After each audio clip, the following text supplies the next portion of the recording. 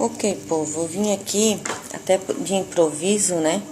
Falar para vocês de uma questão assim que foi levantada em grupos de STJs, aonde TJs entram, né? É sobre a pedofilia. E eu, como mãe, eu fico indignada, tá? Com esses casos de pedofilia. Bom, eu vou explicar para vocês como é que funciona a pedofilia dentro do Salão do Reino das Testemunhas de Jeová, tá? Se coloquem no lugar. Por exemplo, eu sou uma mãe, tenho meus filhos. E um dos meus filhos, ele é molestado por um ancião dentro da congregação. Meu filho, eu descubro, meu filho conta para mim. E o que eu vou fazer? Eu vou lá e vou falar para os anciãos. Ó, o ancião fulano está molestando meu filho. Aí aquele tribunal eclesiástico, né, como a gente já falou, né? Ele se reúne e pergunta, cadê a prova? Quem é que viu o ancião molestar o seu filho? A irmã não pode fazer isso se não tiver testemunha. Porque se não tiver duas testemunhas contra o ancião, é calúnia. A irmã pode ser desassociada por isso.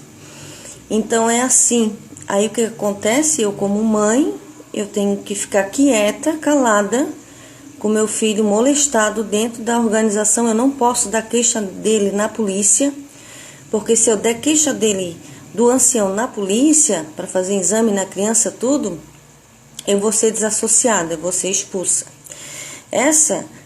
Os anciãos tratam desse assunto assim, desse jeito, porque é a orientação da torre de vigia. É a orientação da torre de vigia. Então, vocês podem ver aí no YouTube, principalmente em Portugal, vocês vão ver vídeos impressionantes de crianças, tá, sendo molestadas, até mesmo pelos pais anciãos, durante anos e anos da sua vida. Também tem o caso do ancião pedófilo, né, que ele cometeu pedofilia dentro da congregação por mais de 20 anos. A torre de vigia, segundo o YouTube, segundo documentos que às vezes a gente tem acesso, ela tem uma lista de mais de 20 mil pedófilos, tá, que estão dentro do Salão do Reino. A torre de vigia sabe disso, eles são protegidos, ninguém sabe na congregação que eles são pedófilos. Então fica uma coisa assim oculta. As pessoas frequentam o Salão do Reino, as TJ, e não sabem que estão com pedófilo ali. Então o que eles são diferentes das outras religiões? Por quê? Porque se você, por exemplo, for um evangélico, alguém fizer algo assim com seu filho, você vai poder ir lá dar queixa na polícia dele. Testemunha de Jeová não pode. Porque se o ancião diz que não é para dar queixa, não tem testemunha, olha gente, que ironia, como é que vai ter testemunha de uma pedofilia, né? De uma criança sendo molestada, né? Nenhum pedófilo vai ser idiota de fazer isso, né? Então não tem como os anciãos pedir isso para as famílias TJ. Então a família TJ fica com os filhos lesados, traumatizados e tendo que engolir dentro da congregação o molestador, né? Pedófilo, a gente já viu muito disso, ele é um psicopata sexual, ele é um predador sexual, né? Então, quando a pessoa comete o ato de pedofilia, ele não vai parar nunca. Nunca, ele não vai parar nunca. É um psicopata. Ele não tem sentimento. Então, a primeira chance que ele tiver dentro do Salão do Reino, ele vai cometer pedofilia de novo, né? E de novo, e de novo, e de novo. Por isso tem muitos casos de ancião, tem lá nos Estados Unidos, como eu já falei, do ancião que ele é o mais procurado, tá? Nos Estados Unidos, por pedofilia, ele está desaparecido porque ele cometeu pedofilia durante 20 anos. Então é uma coisa muito nojenta, tá? Nojenta, eu como mãe, assim, eu abomino isso daí.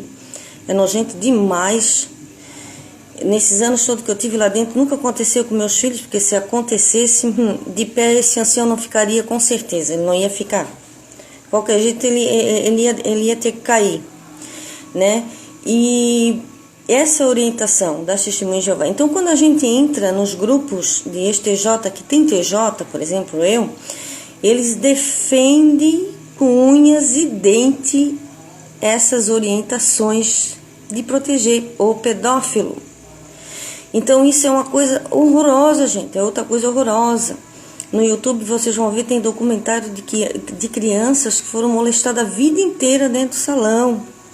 E iam lá e contava para os anciãos, e os anciãos diziam que era mentira, né?